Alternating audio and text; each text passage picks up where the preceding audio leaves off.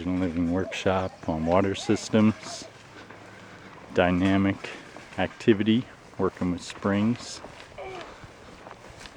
Let's see, I'll start you out here.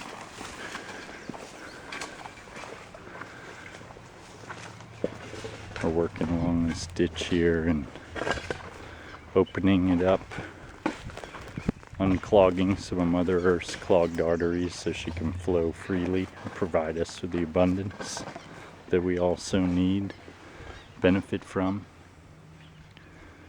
Here it is, human participation in the landscape, increasing biodiversity. We got blackberries here. We have currants with valerian here. We have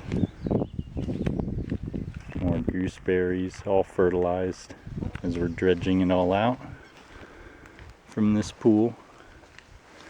And as we're doing it, learning about some of the history, similar systems, how those work.